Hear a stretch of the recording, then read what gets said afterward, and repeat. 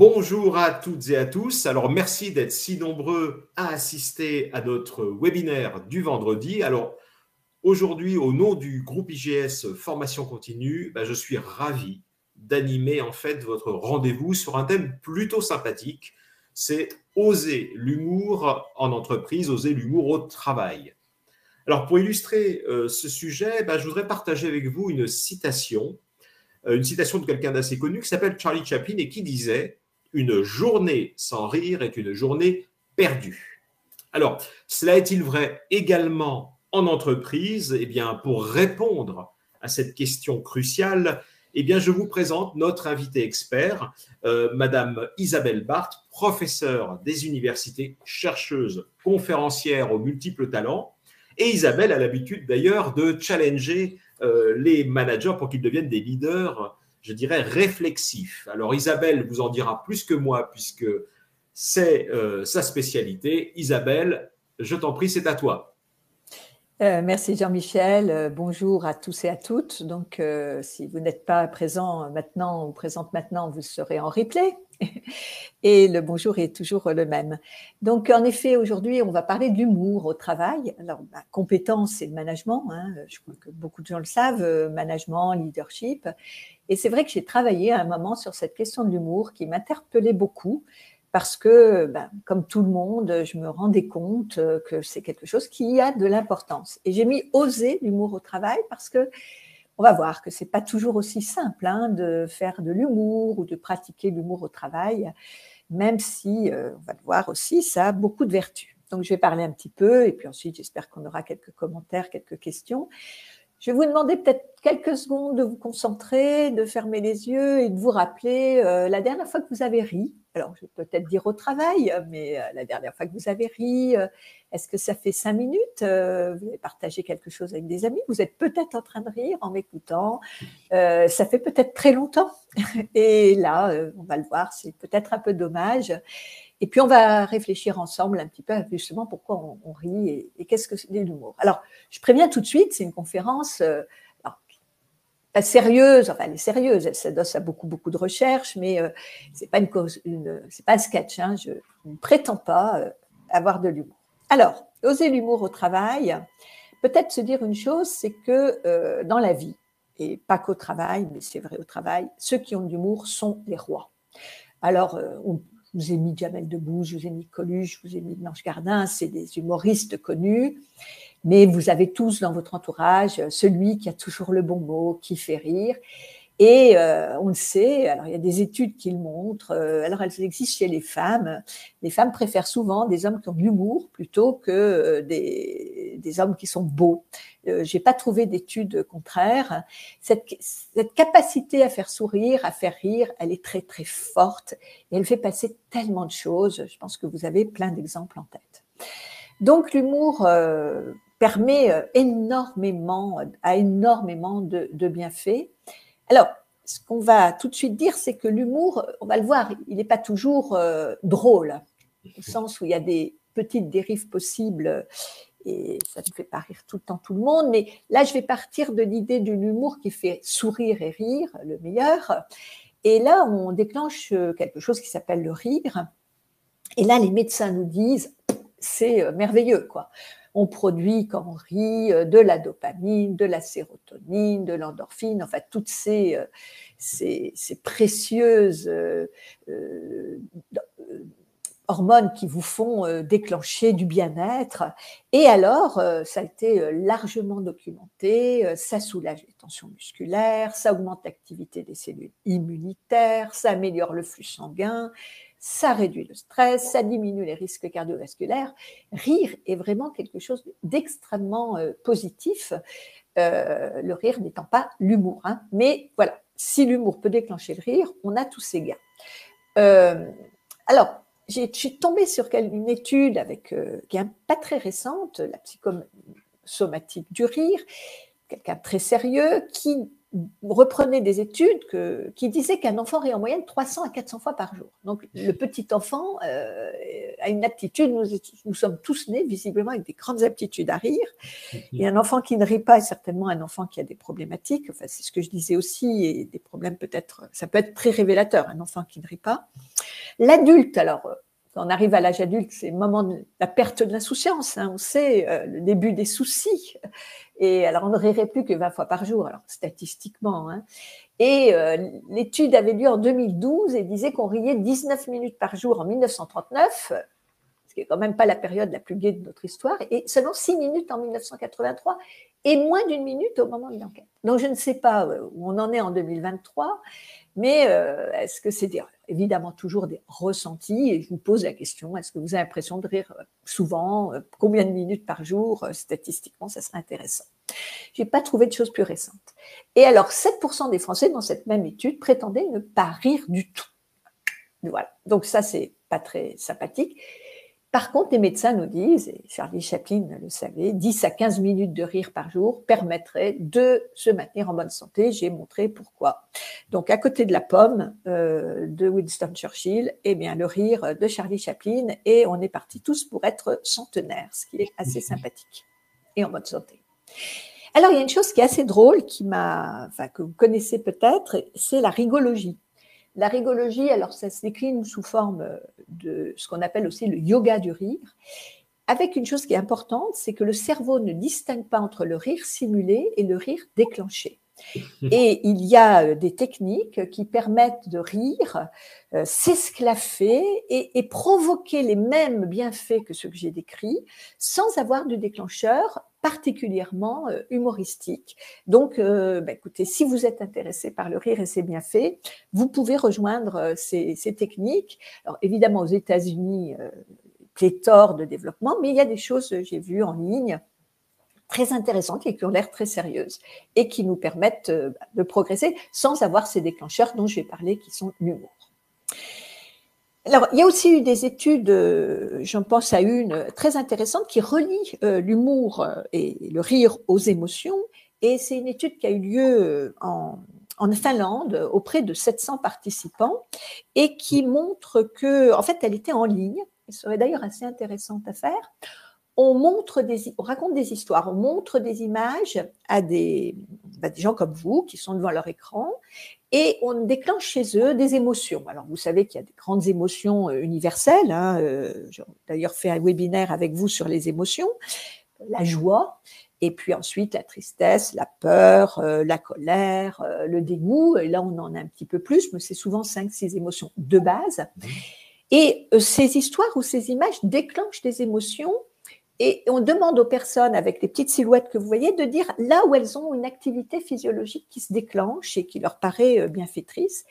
Et vous voyez sur ces schémas, je mets une petite flèche rouge, que pardon, ça a été un peu vite, que c'est la joie, et donc déclenchée par des histoires positives, que le corps est le plus conçu, enfin ressenti comme positif. Vous le voyez avec la petite flèche rouge sur la droite. De même, beaucoup de recherches ont été faites montrant que le cerveau ne réagit pas du tout de la même façon. Il y a des zones du cerveau qui réagissent aux émotions. Ça, on le sait, mais voilà, il se passe bien des choses objectives quand on a des émotions, on le sait, et certainement beaucoup plus intéressant quand c'est des émotions positives, la joie. Alors, l'humour, j'ai beaucoup parlé du rire, j'ai beaucoup parlé de choses positives, mais c'est aussi, et ça Freud, je vais le reciter un peu plus tard, nous le dit, c'est aussi un masque fragile. Et c'est très démontré, c'est aussi un processus de défense. Alors Georges Duhamel disait, l'humour et la politesse du désespoir. Beaucoup d'études montrent, puis vous le savez certainement, que le rire peut être une façon de cacher de l'angoisse, du stress. Et d'ailleurs, il y a eu une série très intéressante que vous avez peut-être vue sur une des chaînes de télévision, qui était la vie un peu de Florence Foresti, qui est une grande humoriste qui fait rire des stades entiers, des milliers de personnes, et qui l'a déjà beaucoup dit, qui montre dans ce film, qui est une fiction, une autofiction, que si elle ne fait pas rire, elle est en complète dépression, en complète panique, et c'est faire rire qui lui permet de vivre, en fait. Et c'est vrai, vous réfléchissez-y peut-être que quelquefois, eh bien, on est entouré de gens qui font tout le temps des blagues, qui rient, mais qui cachent peut-être des désespoirs, des fragilités. Voilà. Donc le rire, on va le voir, c'est aussi des mises à distance de beaucoup de sujets qui peuvent être des sujets profondément problématiques. Et peut-être se dire que là aussi, hein, je disais tout à l'heure, un enfant qui ne rit pas, révèle peut-être des problèmes psychologiques. Un adulte qui rit trop et trop souvent peut être aussi quelque chose d'un petit peu problématique.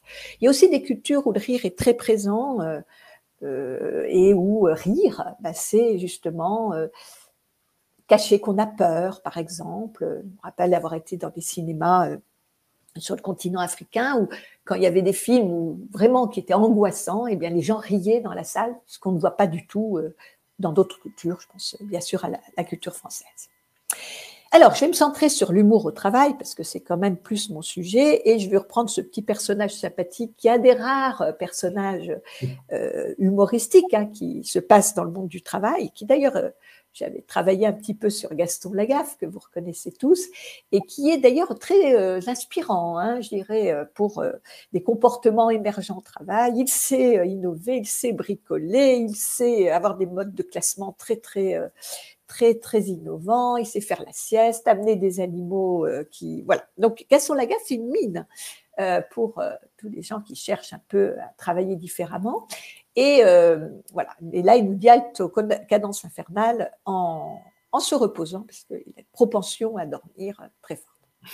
Alors, comme l'humour au travail est quelque chose de très valorisé et valorisant, là, ça devient moins drôle. Et je me suis amusée à regarder un peu sur grand site en ligne. Vous allez dans votre bibliothèque, votre librairie favorite, vous avez le rayon comment faire rire. Alors, petit traité de l'humour au travail, développer votre humour, se former dans l'humour, être drôle en 10 leçons. Voilà, les secrets de ma popularité, ou comment devenir un pro de l'humour en 10 points. On rêve tous, non pas d'être boss, mais d'être quelqu'un de sympathique et drôle. C'est ce que je vous disais un peu tout à l'heure. Voilà, c'est la clé de tous les succès et on va vous montrer comment on rit. Voilà. C'est un peu compliqué, mais du coup, il y a un business de l'humour et on le sait particulièrement dans notre pays favori quand on parle du management, c'est les États-Unis, où un discours de patron, un discours de manager, comme d'homme politique, ne peut pas commencer sans la petite joke de départ qui va mettre la salle, et ça, on va le voir, l'humour de coalition, et qui va permettre de déclencher quelque chose de positif vis-à-vis de l'interlocuteur. Alors, le problème, c'est que ce n'est pas toujours réussi. Et voilà, là, on a le pauvre Schwarzenegger, he tries to be funny, il essaye d'être drôle. Ben oui, c'est pas donné à tout le monde d'être drôle. Et vous avez des gens qui, il y a une dissonance entre la façon dont ils disent les choses, la façon dont ils les expriment, et ça peut être d'ailleurs se retourner contre eux. Mais c'est quelque chose qui, en effet, permet d'amorcer un discours et c'est très positif. Alors, j'ai repris cette petite comic strip de Doug Bear que je trouve très intéressant. C'est l'idée du rire dans l'entreprise parce que quelque part, le rire à une blague, c'est, on va le voir, de la connivence, mais ça peut être aussi une façon de montrer combien vous aimez votre patron. Alors, il nous dit la quantité d'énergie déployée est directement proportionnelle au statut hiérarchique de ceux qui font la blague. Alors, rire déclenché par une blague de votre patron, celle-là, il ne faut pas que je l'oublie. Une blague du patron de votre patron, je vais l'écrire pour m'en souvenir. Et puis une blague du patron, je vais me la faire tatouer dans le dos. Donc, on est vraiment sur ce phénomène que j'ai pas mal aussi étudié de cours. Et méfiez-vous, si vous êtes patron, là, dans l'audience, dans l'auditoire, si vous avez l'impression de faire rire tout le monde, est-ce que c'est des rires réels ou est-ce que c'est des rires, on va dire, un peu lèche-botte et ça peut être aussi quelque chose qui peut vous enfermer dans un enclos. Vous n'êtes peut-être pas si drôle que vous le pensez. Donc voilà, donc le rire au travail, ça peut être aussi ça. Alors, par contre, l'humour au travail, c'est comme dans toutes les organisations humaines, au travail, vous êtes dans intensité de relations, dans des interactions où évidemment il y a beaucoup de problèmes, il y a beaucoup de disputes, on l'a vu avec les émotions. Et là, on va se rendre compte, on va en parler, que ça permet de dénouer des tensions, de prendre de la distance avec un problème, de tisser du lien social, de renforcer les relations. Voilà, même si, contrairement à ce que j'ai mis sur la photo, l'entreprise n'est pas le Club Med et qu'on n'est pas tous des clowns et puis qu'il faut pas... C'est quand même une façon de travailler de façon plus positive et d'avoir une ambiance. Et on sait que l'ambiance au travail, c'est extrêmement important. Je relisais des études il n'y a pas très longtemps. Une des causes principales d'un départ d'une entreprise, c'est la mauvaise ambiance. Et d'ailleurs, une des causes principales de rejoindre une entreprise, c'est le sentiment d'avoir une bonne ambiance. Ce que je précise et qui est très important, c'est pas parce que vous aurez fait rire du problème, que vous aurez dénoué la tension, que le problème disparaîtra.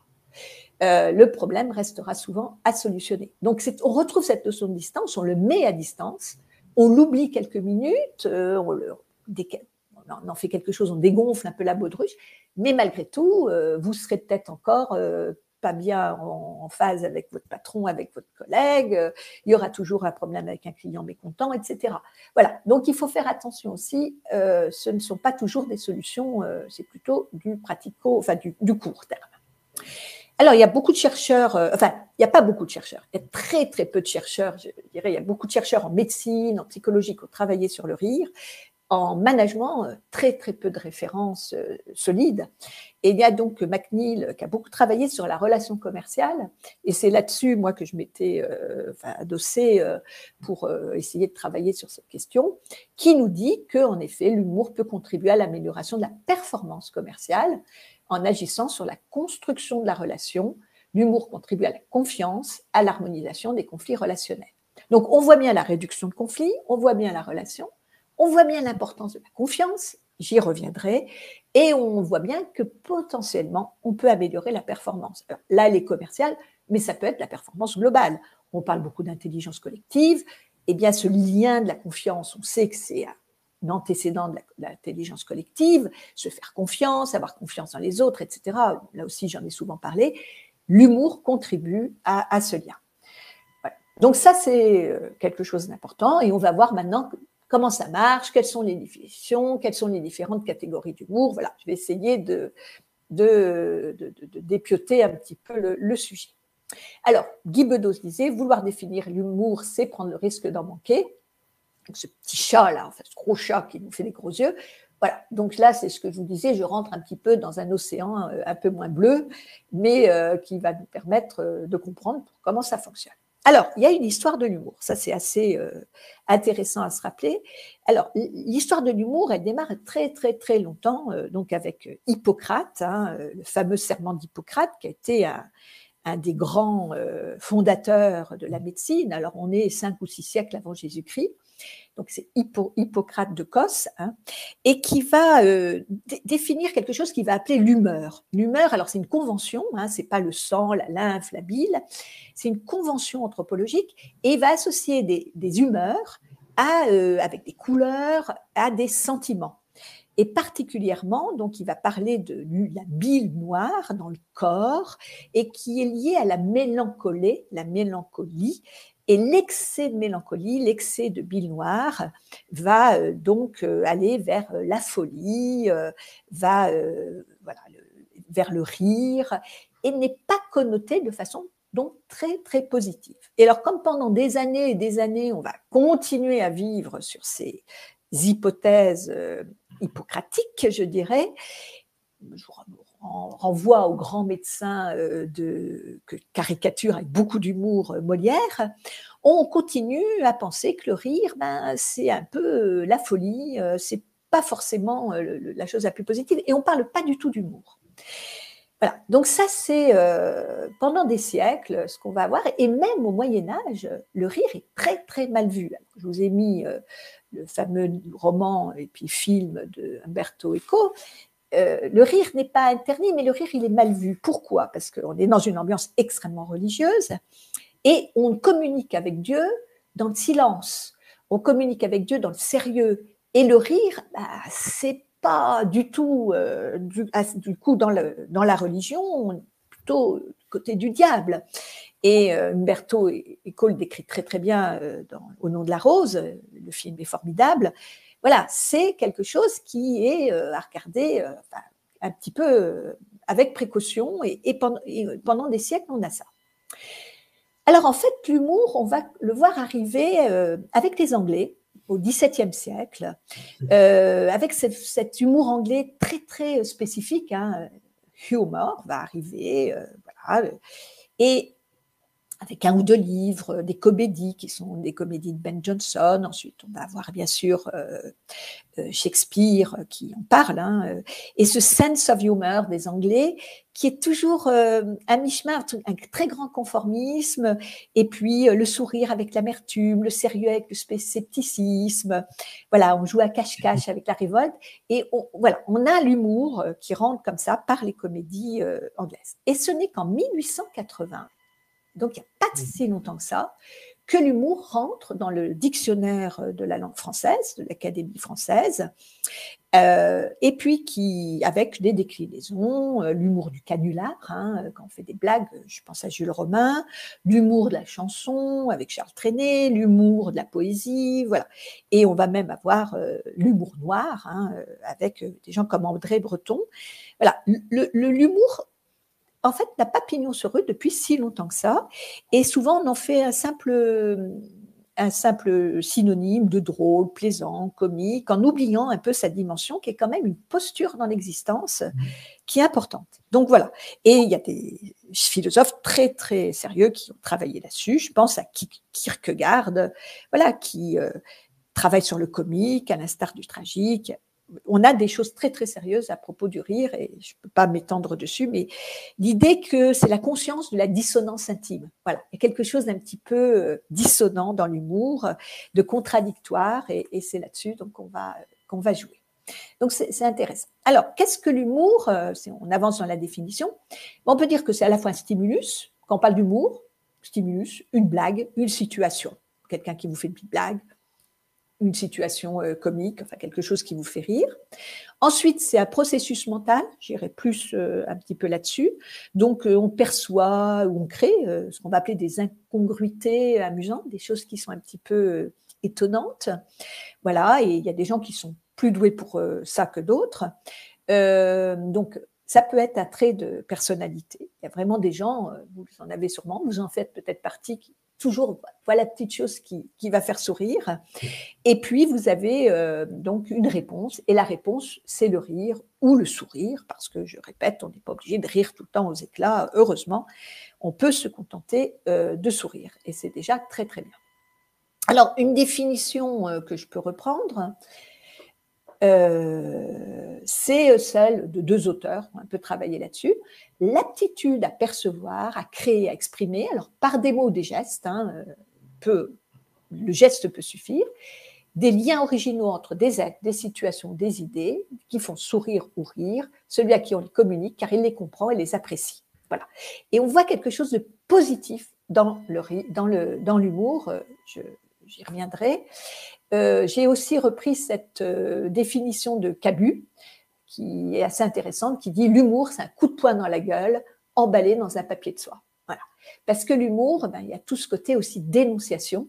Cabu, évidemment, fait partie de ces gens qui sont dans des postures très critiques, très caustiques, qui remettent en cause, qui font passer des messages très forts sous prétexte de l'humour. On va voir que des fois, c'est un petit peu plus compliqué de manipuler cet humour. C'est quelque chose d'intéressant. Alors, l'humour, comment ça se pratique? Alors, vous êtes au travail, vous avez fait partie de cette petite conversation, vous êtes donc ensemble, on voit, il y a une forme déjà de relation plutôt positive. Alors, ce qu'il faut savoir, c'est que quand on est comme ça, je parle beaucoup plus du travail, on a ce qu'on appelle un premier concept qui s'appelle la face.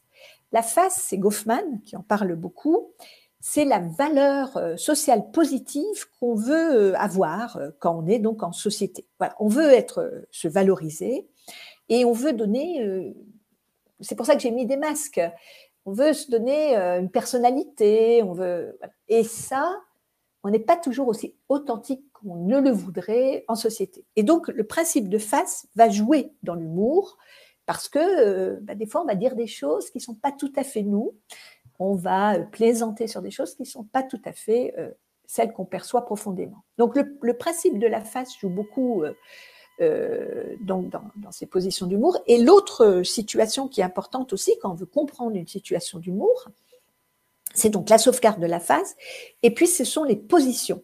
Alors les positions, c'est en fait un peu des co-constructions. On pourrait en parler, c'est un auteur qui s'appelle Vion, qui en a beaucoup parlé, mais en gros, je vais être assez simple. Vous avez la position basse et la position haute.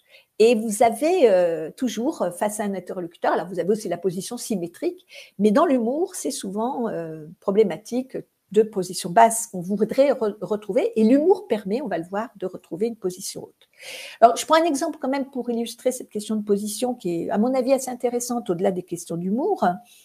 Un médecin vient consulter un patient. Il sait qu'il est expert, par exemple, je sais pas, en pêche, en golf, en mécanique. Donc, on va avoir 3 types de places, vous voyez, entre le médecin et ce patient expert. On va voir le médecin qui a la place institutionnelle dominante, parce qu'il est médecin et son patient, on va dire, n'a pas cette position d'expertise. On va avoir la place égalitaire, parce qu'ils vont engager une conversation, qu'est-ce que tu me conseilles comme club de golf, qu'est-ce que tu me conseilles, etc. Et puis, la position basse du non-expert, puisque le médecin, il n'est pas du tout expert. Non, vous voyez. Et dans cette petite conversation, on peut avoir 3 places, hautes, symétriques et basses. Et posez-vous la question des fois, quand vous vous adressez à quelqu'un, même sur des choses un peu inconsciemment, vous êtes un client vis-à-vis d'un serveur, vous positionnez en position haute, vous voyez. Et l'humour, on va le voir, joue aussi avec ses places. Alors, il y a bien d'autres choses à dire, mais j'avance pour respecter le timing. Alors, qu'est-ce que demande l'humour? Alors, l'humour, il demande de la distance. Déjà, il faut prendre de la distance, de la distanciation. Alors, elle est volontaire et elle est momentanée, parce qu'autrement, ça devient quelque chose qui peut être très embêtant. Alors, je prends un exemple qui est très connu et qui n'est peut-être pas si drôle que ça. Pierre Desproges, qui est un grand humoriste français, plaisantait sur le cancer. Moi, je l'ai vu. D'ailleurs, j'avais été très étonnée. Et en fait, la mise à distance venait du fait que lui-même était atteint d'un cancer dont il est mort. Voilà. Donc, l'humour, je disais tout à l'heure, c'est un masque, mais c'est aussi une façon de mettre les choses à distance. Donc, la notion de distance est très importante. Il y a même une notion de défi. On peut se défier de révolte avec l'humour. On le voit dans les révolutions. Vous voyez ce qui se passe en Iran. Et il y a des choses très intéressantes autour de l'humour. On se moque des gens. La deuxième chose, c'est la connivence. C'est-à-dire qu'il faut quand même, au départ, l'humour crée la connivence. On va avoir des exemples, mais c'est difficile de démarrer une situation d'humour sans qu'il y ait un petit bout de connivence au début. Il y a quand même une volonté, un désir commun de vouloir rire ensemble, plaisanter ensemble. Après, il y a la bienveillance. Alors, on va le voir, il y a toutes sortes d'humour, je l'ai déjà amorcé, mais quand même, la plupart du temps, l'humour est bienveillant, il est fondamentalement bienveillant, il est fondamentalement positif. La 4e composante de l'humour, c'est ce qu'on appelle le ludisme, c'est le jeu. C'est-à-dire qu'on va se faire plaisir, on va avoir le jeu un peu, vous savez, comme le jeu de la porte, on va jouer avec plein d'éléments. Et par contre, il y a des règles. Et c'est vrai que des fois, il ne faut pas dépasser des cadres. Donc, je vais en parler à partir d'exemples. Et puis ensuite, on a ce qu'on appelle l'incongruité. Alors, l'incongruité, c'est des éléments qu'on va rapprocher et qui n'ont rien à faire ensemble. Voilà. Et vous savez que vous êtes toujours accroché par des éléments quand la princesse, la petite, par contre, paysanne, rencontre le prince charmant et qui vont s'aimer. C'est ces histoires-là qui nous accrochent. Dans l'humour, c'est pareil, on va rapprocher des choses qui sont donc incongrues, qui fonctionneraient pas forcément ensemble dans la vraie vie. Alors, les auteurs nous disent comment ça fonctionne. Alors, je vais prendre un exemple. Des auteurs comme Grémas ou Morin nous parlent de disjoncteurs ou de connecteurs à partir de mots qui vont nous faire plonger dans un univers complètement différent. Alors, je prends une blague très connue quand on travaille sur l'humour, c'est celle de Freud, dans Le mot d'esprit et sa relation à l'inconscient. Alors, Freud, il nous raconte une petite histoire très simple. 2 juifs Alors, on est avec Freud, vous savez, dans le début du XXe siècle, 1920, 1930, et lui-même, ce qui est très important dans l'histoire, est juif, et il habite à Vienne, il est juif. Deux juifs se rencontrent aux abords d'un établissement de bain, des bains publics, vous savez, où on pouvait à l'époque aller prendre des bains et se doucher. Le premier dit à l'autre, « As-tu pris un bain ?» Et l'autre répond,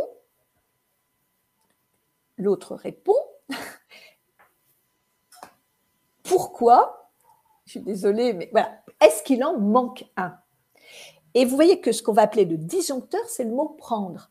Voilà, parce qu'il y a prendre un bain, ça veut dire se plonger dans la baignoire, dans l'eau, mais prendre un bain, ça peut être le voler. Voilà. Et ce qui est drôle, c'est parce que bien sûr, et je parlais de connivence, c'est un juif qui raconte cette histoire, en l'occurrence Freud, c'est qu'il y a cette réputation qui était très antisémite à l'époque déjà, sur la question du vol, etc. Mais je prends cette histoire parce qu'elle a pignon sur rue, en fait, quand on analyse des blagues. Je pourrais en prendre une autre, vous êtes à une soirée, quelqu'un vous dit « Oh là là, quelle belle soirée, quel beau décor, quelle belle toilette !» Évidemment, la personne pense aux toilettes des personnes, des dames, des hommes qui sont là, et l'autre répond « Ah ben je ne sais pas, je n'y suis pas encore allé ». Et lui, il parle des toilettes, bien sûr, WC. Donc, vous voyez là, le mot toilette est le fameux disjoncteur dont on parlait tout à l'heure. Et c'est ça qui nous fait pénétrer dans un autre monde, qui est ce monde de l'incongruité. Alors, il y a de l'humour relationnel.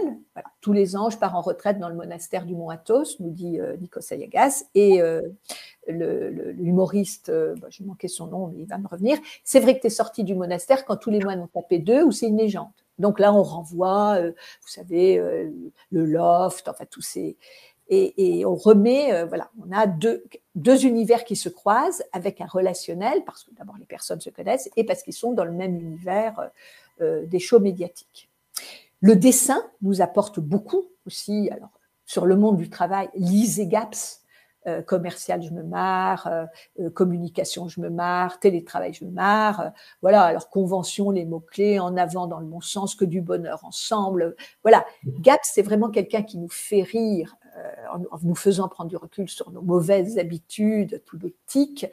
J'ai cité Calvin et Hobbes, qui est extrêmement drôle aussi, mais aussi Charlie Hebdo, tout à l'heure, dont on parlait, avec quelquefois ce glissement, le dessin, donc qui est très porteur là aussi d'humour. Et puis bien sûr, il y a tout ce qui est image, vidéo, cinéma, un des grands records du cinéma en France, c'est les ch'tis, qu'est-ce qu'on a fait au bon Dieu, bien sûr les bronzés, et puis tous ces blogueurs qui nous font rire et qu'on cherche.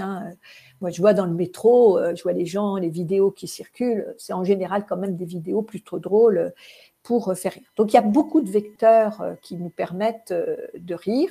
Et bien sûr, le spectacle vivant, j'avais cité Foresti, Guy Bedos qui nous a quittés, et Gad Elmaleh, qui sont des moments véritablement de messe. Alors, 4 formes humoristiques. J'en ai un peu parlé, surtout l'humour sympathique, et beaucoup de personnes considèrent que c'est l'humour dans sa réalité. Donc, vous voyez, il y a c'est une petite matrice que j'emprunte à Kantar Media, la proximité, la distanciation, et puis la lecture littérale et la lecture au 2e degré. Donc, vous avez ensuite l'humour caustique. Charlie Hebdo, c'est typiquement, alors, vous voyez, j'ai repris une suicide au travail, et on est devant la machine au café, lion ou court, et on voit une corde de pendu. Ça peut faire rire, c'est-à-dire que c'est très caustique. Après, vous avez l'humour satirique, où on se retrouve dans des situations de travail qui sont remises en cause, qui remettent en cause, là en l'occurrence la mauvaise pratique d'un patron qui s'est augmenté tout seul, et alors que personne n'aura d'augmentation de salaire. Et puis vraiment l'absurde, le chat est particulièrement un univers complètement absurde, avec justement, je dirais, beaucoup de connecteurs ou de disjoncteurs, comme je vous ai cité tout à l'heure, et qui permettent de sourire de plein de situations, quelles qu'elles soient d'ailleurs. Alors, donc ces formes heuristiques. Alors, moi, j'ai travaillé sur des observations, ce qu'on appelle l'observation participante, et j'ai, en côtoyant, alors à l'époque c'était il y a quelques années, j'ai fait des articles très sérieux là-dessus, et où j'ai observé des situations d'humour en entreprise. Alors, la première, je vous la déroule, c'est on est dans une entreprise, un laboratoire médical, Donc, vous avez le directeur qui présente à ses directeurs de région une nouvelle ligne de médicaments, génériques d'ailleurs, et aucun des directeurs dans la salle n'est au courant. Beaucoup de tension, beaucoup de tension, parce que ils estiment ils auraient dû être associés. En plus, ça va leur poser des problèmes d'organisation, etc. Et donc là, on est au moment, alors j'ai repris un pied dessin où le directeur de l'entreprise dévoile le nom de la ligne générique. Et je l'ai appelé, mais c'est un nom comme ça, Alsus. Voilà. Et beaucoup de tension, les gens ne sont pas contents. Et tout d'un coup, un des participants va dire, avec Alsus, tu l'as dans l'anus. Voilà. Et ça a été un rire général. Et vous comprenez que là, tout est là. Le mot anus est un mot médical, on est dans du verbe médical. Il commercialise par ailleurs, ce qui n'est pas forcément le cas là, mais des suppositoires, qui est quand même une modalité de médicament. Il nous sort un slogan absurde, et ce rire, ce qu'on va l'appeler, c'est un rire de coalition contre le directeur commercial, en lui montrant, parce que vous voyez bien aussi la déformation, tu l'as dans l'anus, vulgaire, et montrer qu'on est extrêmement mécontent. Voilà. Alors, la question qui se pose, et je vous la pose, c'est comment vous auriez réagi à ça, Comment vous auriez réagi à ça? Je peux vous dire pour la petite histoire que le directeur n'a pas su réagir avec humour, ce qui aurait pu être très intéressant, et s'est vexé profondément, a réagi plutôt avec colère. Et j'imagine que s'il y avait eu un scénario où il serait reparti sur quelque chose d'humoristique, il aurait repris la main sur cette coalition de révolte contre lui. Je pense que vous avez tous des situations de travail dans ce cas-là. Et c'est là où ça sort, ou pas. Deuxième situation que j'avais observée, qui est un peu différente complètement. Certains d'entre vous sont peut-être commerciaux. C'est pas simple d'être commercial. Voilà. Alors j'avais repris un dessin de Gap pourvu qu'ils ne s'aperçoivent pas de mon angoisse de vendre, pourvu qu'ils ne s'aperçoivent pas de mon angoisse d'acheter. C'est un commercial, donc ça il me l'avait raconté. Il est dans une salle d'attente. Il angoisse un peu parce que le client est un client difficile. Et le client vient le chercher et il se trouve que dans la salle où il y a des cartons partout, parce qu'il y a un déménagement, une livraison, etc. Et du coup, le client arrive, lui serre la main et il va lui dire, pardon, je ne l'ai pas repris ici, il va lui dire, mais vous êtes là, vous préparez un siège en montrant les cartons. Et le client va lui dire, on n'est jamais trop prudent en souriant. Et c'est vrai que je crois qu'il y a ce qu'on appelle, c'est un humour de rituel, c'est un échange confirmatif en séquence d'ouverture. Il n'y avait pas grand-chose à dire, mais cette petite joke a permis au client de se décontracter, d'être un petit peu moins tendu, et au commercial aussi. Alors, vous préparez un siège? Non, on n'est jamais trop prudent, on rit, on rentre dans le bureau, on est déjà dans ce qu'on appelle une routine d'amorce, une routine de courtoisie. Voilà. Et c'est vrai que ça peut amorcer de façon favorable une relation.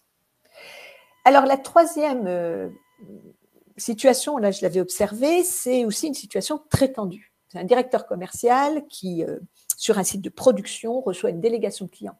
Des enjeux très importants, c'est des clients qui viennent du monde entier, il y a vraiment toutes les nationalités, dont un Américain à gros potentiel en tant que client qui tient les Français vraiment très très faible estime, enfin ambiance une quinzaine de personnes, un peu tendue là aussi, et le directeur du site les accueille, leur dit je vais vous montrer, etc.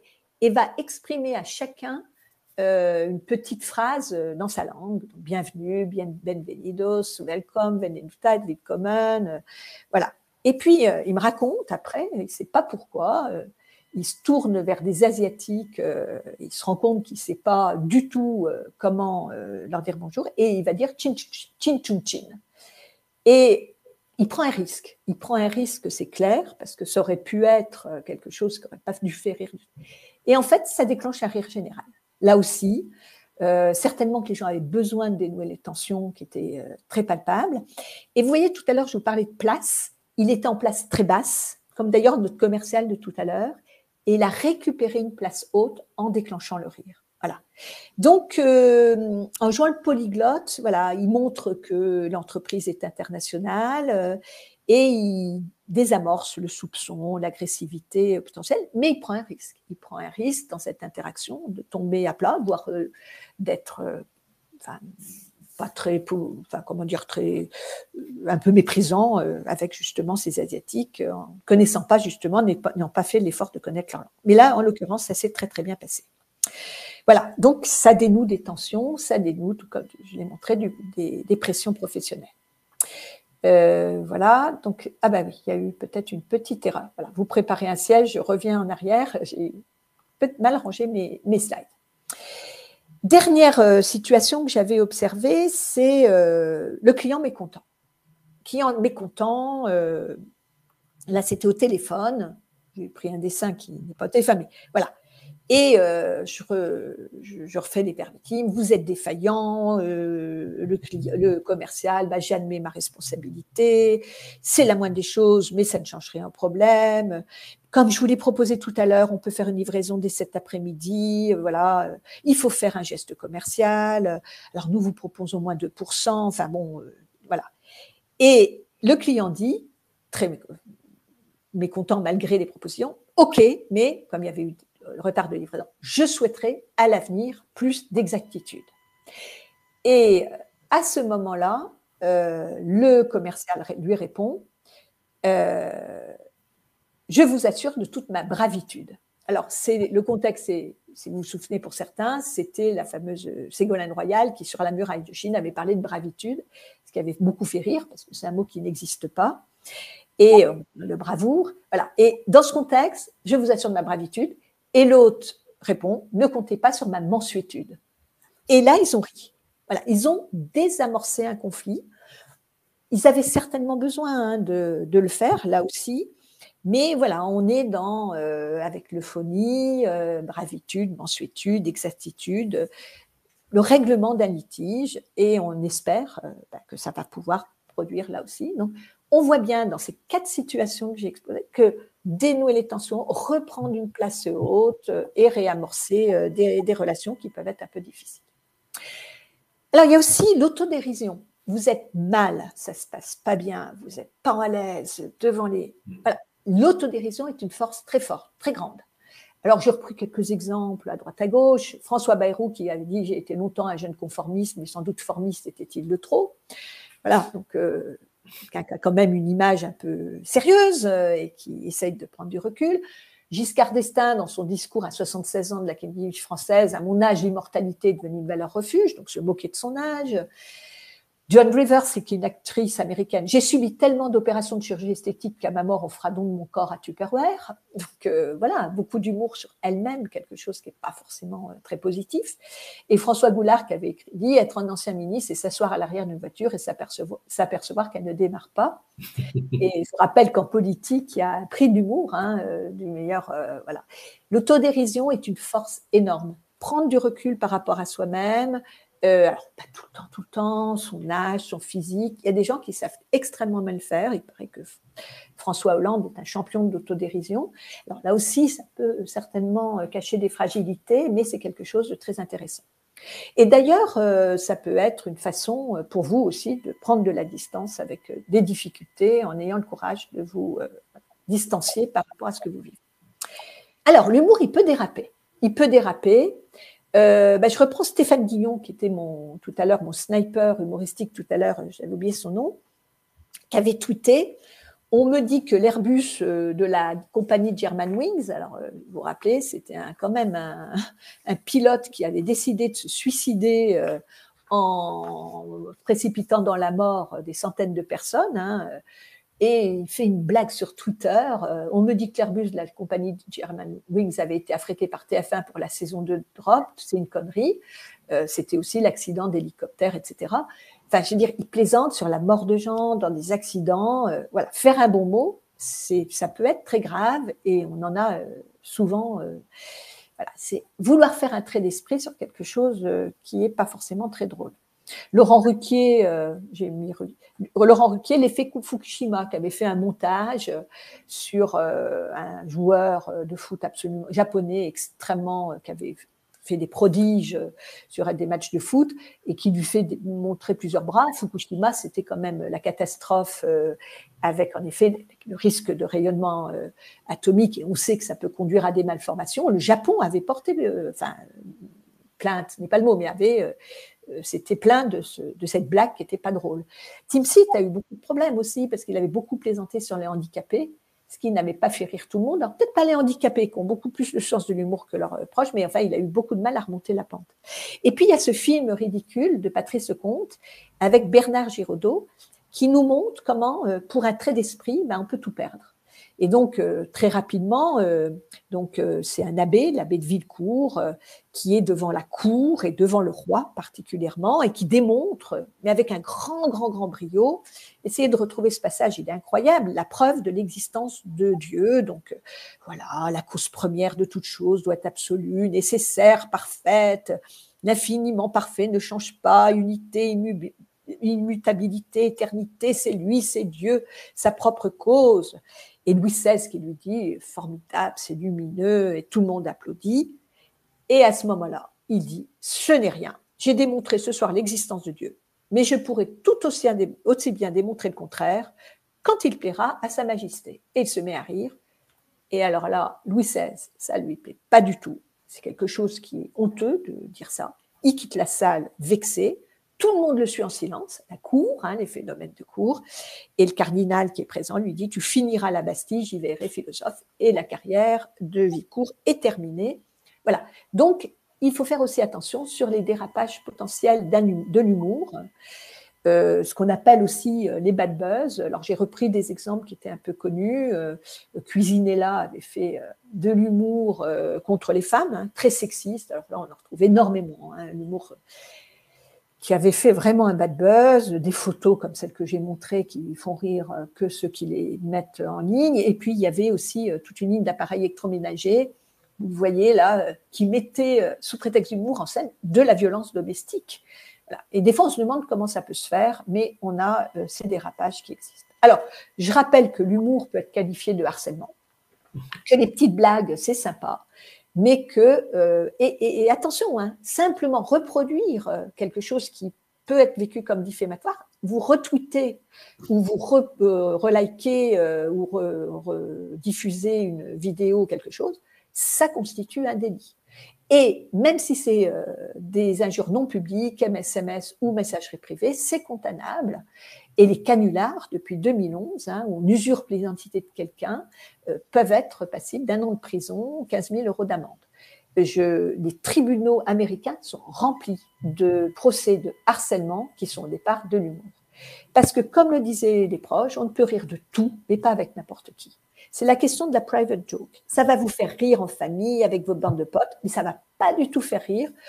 Bon, vous allez rire sur le physique de quelqu'un, voilà, ma femme, mon mari n'est pas là, mais il ressemble à ça, ou moi-même je suis présent, et ça ne me fait pas rire du tout, ce qui pose aussi le problème du rire à l'interculturel. On n'a pas les mêmes croyances profondes, on n'a pas la même éducation, et il faut faire attention de ne pas rire avec n'importe qui, sachant qu'en plus les contextes évoluent.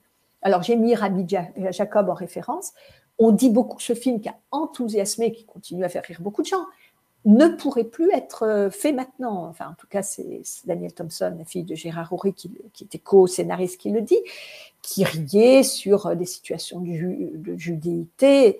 Voilà, la cancel culture est passée par là, le wokisme est passé par là, on est beaucoup plus hypersensible à quelque chose. Et d'ailleurs, beaucoup d'humoristes disent on ne peut plus rien rire.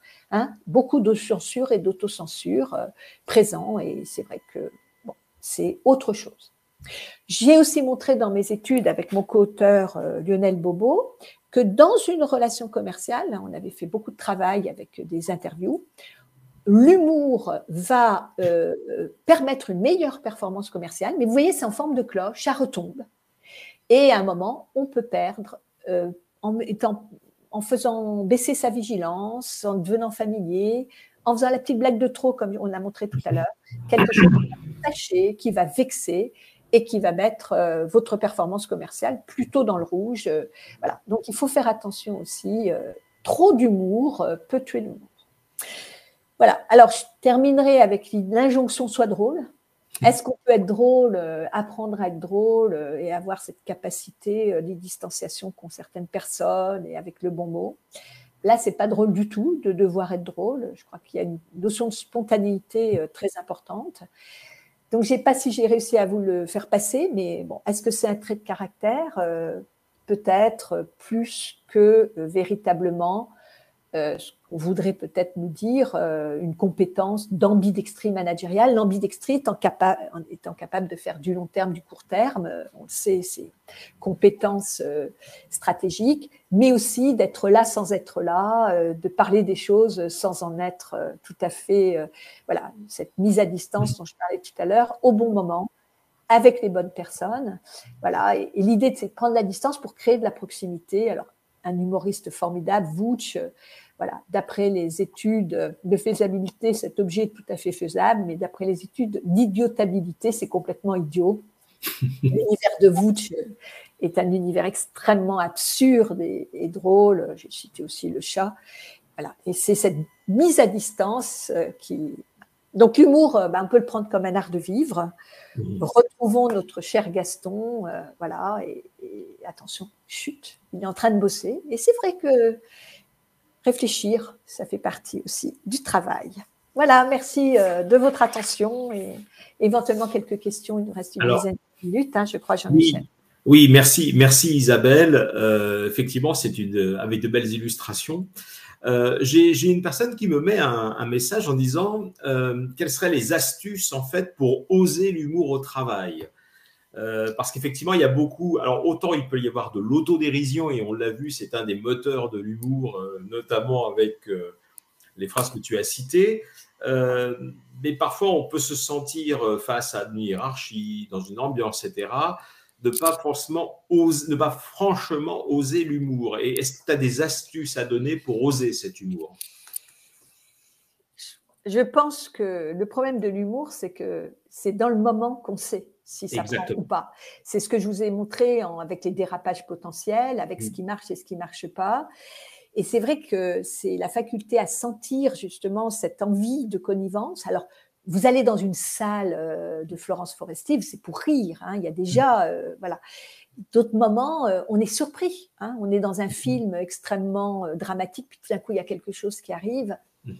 Et je pense que c'est pas quelque chose, en fait, à part vraiment la chose programmée, je disais la petite joke de début, qui est, alors vous pouvez tester et regarder des fois des gens qui sont très humoureux, ou proposer quelque chose qui n'est pas de vous, mais qui est de quelqu'un d'autre. L'autodérision, c'est le plus simple, parce que si ça tombe à l'eau, au moins la double victime, ce sera vous. C'est ce que j'allais dire. Est-ce que c'est pas plus simple de commencer par effectivement de l'humour, de l'autodérision, puisque là, comme tu le disais à juste titre, si ça marche, tant mieux, ça fait rire tout le monde et puis ça n'implique que vous, en gros. Et éventuellement, si ça tombe à plat, tant pis, on est effectivement dans une posture de double victime. Il y a peut-être un autre humour qu'on peut tenter qui paraît moins risqué. Ça serait de l'humour de situation, en fait. C'est-à-dire que ça ne touche pas des personnes présentes et c'est sur une situation cocasse ou quelque chose comme ça qui permet, en fait, de rigoler ou qui peut d'ailleurs avoir un lien avec l'autodérision si on fait une maladresse qui enchaîne deux, trois petites choses. Oui. Bon, après, au travail, on se connaît normalement, c'est ce que je disais, on se connaît, il y a des prises de risques plus ou moins importantes. A priori, j'ai essayé d'expliquer, mais quand même se connaître un peu avant et avoir envie de partager quelque chose de drôle. Alors, on peut commencer par sourire, déjà, aussi amorcer le sourire, et puis après, éventuellement pratiquer l'humour. Des fois, ça va pas loin de faire un tout petit peu d'humour gentil, et après on voit si on peut aller plus loin. Mais les grosses blagues elles se font avec les gens qu'on connaît le mieux. Oui. Alors, j'ai une autre personne qui met l'humour peut être perçu. D'ailleurs, tu en as parlé un peu. C'est l'humour est perçu différemment selon les cultures, en fait. Tout à fait. Voilà. Et effectivement, si je reprends ce que disait Pierre Desproges, on peut rire de tout, mais pas avec tout le monde ou pas avec n'importe qui. En l'occurrence, effectivement, connaître en face la culture de l'humour d'une personne permet d'éviter peut-être des faux pas lorsque l'on est dans le commerce international, par exemple. J'en veux Tout pour à preuve. fait, oui, oui. Parce que quand on apprend une langue en général, on se dit toujours, bah, regardez les humours, regardez l'humour de cette langue, regardez l'humour de cette population, et vous allez comprendre comment il fonctionne. Et tu le disais avec l'humour anglais, par exemple, qui est un humour typiquement, enfin, qu'on retrouve dans beaucoup de films, de scénarios, etc. Je pense qu'effectivement aussi, c'est une manière quelque part d'apprendre à se renseigner sur une population. Voilà. Ah, mais clairement. Et c'est vrai que même entre soi, moi j'ai beaucoup travaillé sur la discrimination. Vous faites une plaisanterie sur, je sais pas, le handicap. Vous avez quelqu'un en face de vous qui a peut-être un handicap invisible ou qui a dans son entourage quelqu'un de très handicapé. Ça va pas le faire rire du tout, quoi. Bon, après, vous avez des personnes qui sont capables de rire de beaucoup de choses. Je parlais de des proches et de son cancer. Voilà, mais tout le monde n'a pas les mêmes. Je pense qu'il y a quand même des prédispositions et ça se cultive peut-être aussi. On voit des familles où des gens plaisantent énormément, des familles où personne ne rit. Enfin, ça joue beaucoup. Mais en effet, je pense qu'à l'interculturel, il vaut mieux quand même prendre ses précautions. Absolument. D'ailleurs, quand on regarde des films ou des séries internationales, on se rend compte que les choses, franchement, ça ne nous fait pas rire du tout, alors que c'est censé être drôle. Tout à fait. Alors, je crois qu'on va pas tarder à arriver à la fin. Je regarde s'il y a d'autres questions particulièrement ici.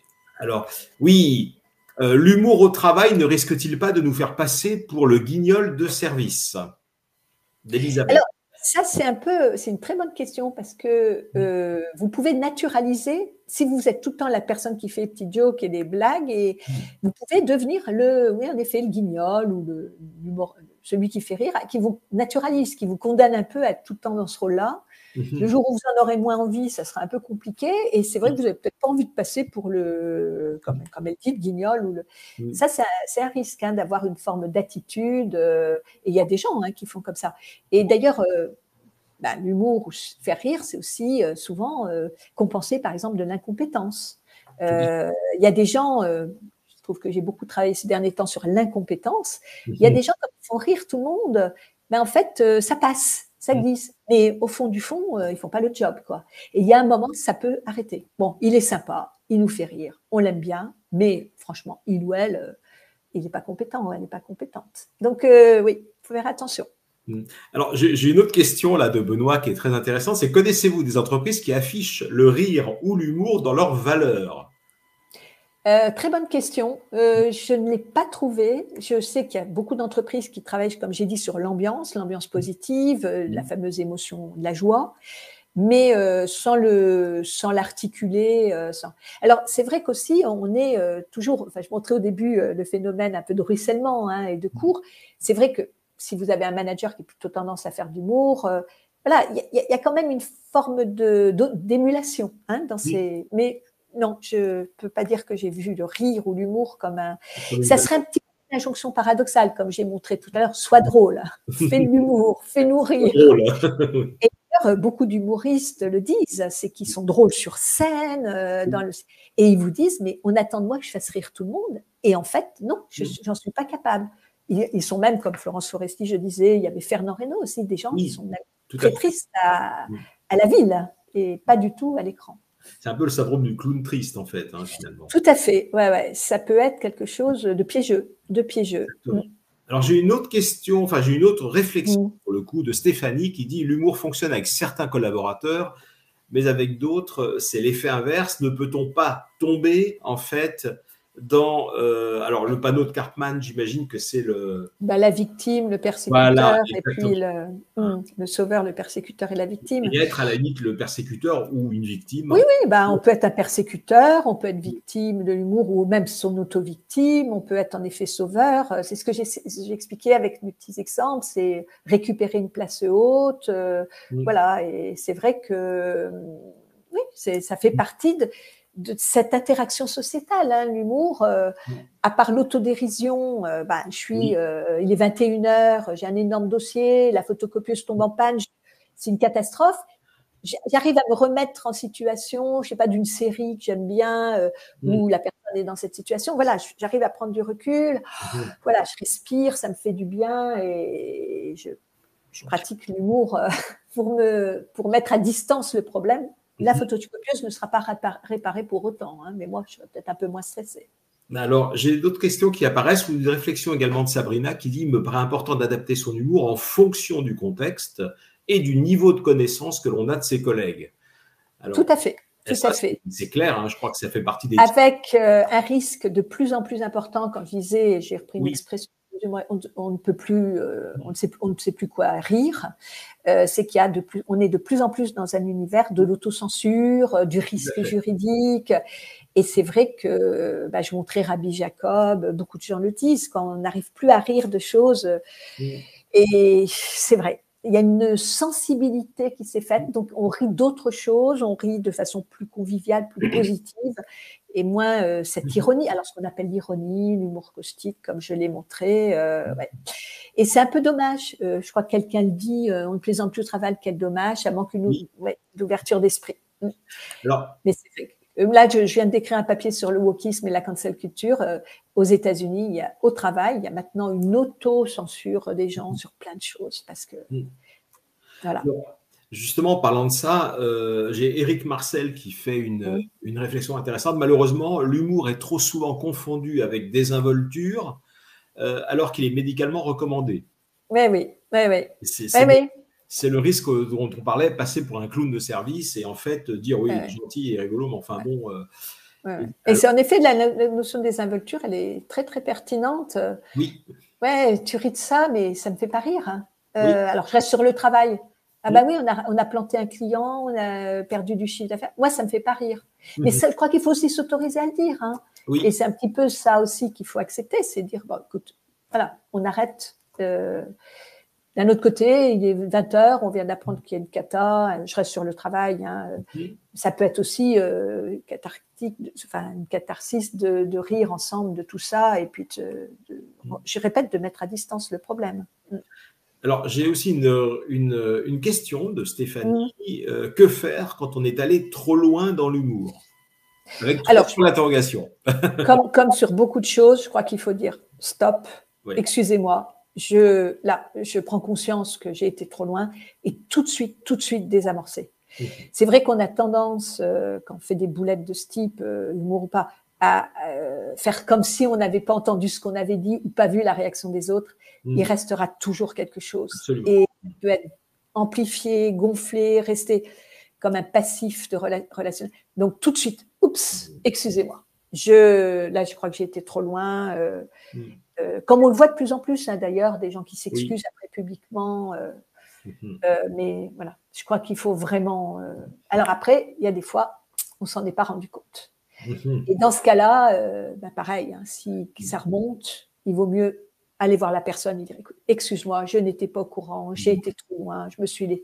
Et ça peut être excusé quand même. Tout à fait. Alors, en parlant de cela, j'ai… Sandra qui me dit start-up, mais ils sont plus jeunes, CF, le début de la présentation avec le rire des enfants. Alors effectivement, est-ce qu'il y a, selon l'âge des participants, des salariés, des collègues dans une entreprise, il y a une variation ou alors de façon des adultes? À part cette étude de 2012 que j'ai trouvée sur le rire au cours de la vie, qui dirait qu'on est… Je dirais que c'est pas une question d'âge, c'est plus une question de personne. Et d'ailleurs, quand on regarde la courbe du bonheur, on est plus heureux et donc à une proportion plus forte à l'humour, plus âgé. Hein. Moi, je vois quand même fréquenter des startups et des start-upers. Il peut y avoir une bonne ambiance, etc. Il y a aussi beaucoup de doses de stress. Il y a aussi beaucoup de blagues qui sont pas toujours très drôles. Non, je magnifierais pas certains univers par rapport à d'autres ou des questions d'âge. Après, c'est plus des questions de personnes. Être enfant, c'est ce qui distingue l'enfant de l'adulte, c'est l'insouciance. Hein. C'est la question de l'insouciance. L'adulte, c'est rentrer dans le monde des soucis. C'est pas forcément une question d'âge civil. Très bien. J'ai marqué aussi Éric Marcel qui remet un post en disant l'entreprise positive inclut-elle l'humour comme un élément de sa raison d'être? Alors, c'est une très bonne question. Je ne voudrais pas dire non parce qu'il y a toujours quelque chose quelque part qui existe. Mais honnêtement, je ne l'ai pas vu. Je ne sais pas si l'humour est perçu comme quelque chose de suffisamment sérieux. Et puis surtout, je pense que ça serait une fois de plus une injonction. soit drôle, soit spontané. C'est des injonctions paradoxales. Complètement. Et je pense que ça serait une prise de risque énorme de vouloir que tout le monde ait de l'humour dans l'entreprise. Non, non, laissons ceux qui en ont un peu plus que d'autres. Acceptons que ça peut quand même s'améliorer ou se travailler, parce que l'humour positif, c'est quand même très, très, très chouette. Voilà, et puis écartons les gens qui pratiquent plutôt l'ironie, le caustique, la blague qui détruit, parce que là aussi, c'est pas très positif. Tout à fait. Et puis, j'ai une réflexion de Gilles, qui dit « Rien de tel que des chatouilles pour faire rire ». Alors, je dirais attention, parce que les chatouilles sont soit sur un collègue ou une collègue. Non, non, là, il vaut mieux pas. Mais on peut, je disais, on peut auto-rire. Voilà, et ça nous arrive souvent de rire de nous, de rire d'une petite situation qu'on observe. Et c'est vrai qu'il y a des gens on le voit chez les humoristes, qui ont une capacité à voir des situations que celui d'à côté ne verra pas de la même façon. Donc, ça peut être aussi une façon un petit décryptage. Toujours ce que je disais, cette question d'incongruité, de petit décalage, qui fait qu'on entre dans un univers différent. Voilà, on rentre dans un univers différent, on est ailleurs, quelques secondes, quelques minutes, et voilà, on retrouve la pêche. Parce que c'est important de l'avoir. Voilà, et ça, des fois, ça ne va pas chercher très, très, très loin. Ben écoute, Isabelle, oui, effectivement, un petit peu dépassé le un petit peu dépassé, mais alors, en tout cas, moi, je trouve que c'était extrêmement intéressant. Je te remercie beaucoup. Merci je remercie bien sûr tous les participantes et les participants qui ont en plus posé des questions. Alors, effectivement, on est obligé de sélectionner un petit peu parce que, bon, pour le coup, on n'a pas un temps extensible à ce point-là. Je trouve que c'est une bonne entrée en matière pour le week-end en plus. Pour celles et ceux qui sont en week-end. Et puis, je remercie beaucoup toutes les personnes connectées, encore une fois, comme je le disais. Vous pouvez retrouver Isabelle, bien entendu, après en replay, parce que cette émission est enregistrée. Et surtout, d'autres choses, si vous voulez retrouver Isabelle et voir un peu plus aussi l'étendue de ce que le groupe IGS peut vous proposer, moi, je vous propose formation continue en un seul mot, .groupe-du6igs.fr. Renseignez-vous parce que effectivement, nous travaillons avec des experts comme Isabelle qui sont des gens qui vont permettre en fait aux gens d'être, aux participants de progresser et puis d'investir des univers peut-être un peu différents auxquels ils ne pensaient pas forcément dans leur avenir professionnel. Au-delà de ça, en tout cas, si jamais ce n'était pas déjà le cas, riez, vous avez bien compris que c'était nécessaire. Faites-vous plaisir et en entreprise, commencez peut-être par de j'allais dire humour, pensez à rire de vous-même. C'est une première marche, pas vous dénigrer non plus. Et puis après, ma foi, vous prendrez peut-être une habitude et puis ça viendra. Je pense que l'humour et le sourire, c'est des muscles qui se travaillent, comme beaucoup d'autres choses. Tout à fait. Allez, on se dit à bientôt, bon été à tous et bon week-end et prenez plaisir à rire. Merci, au revoir. Michel. Au revoir.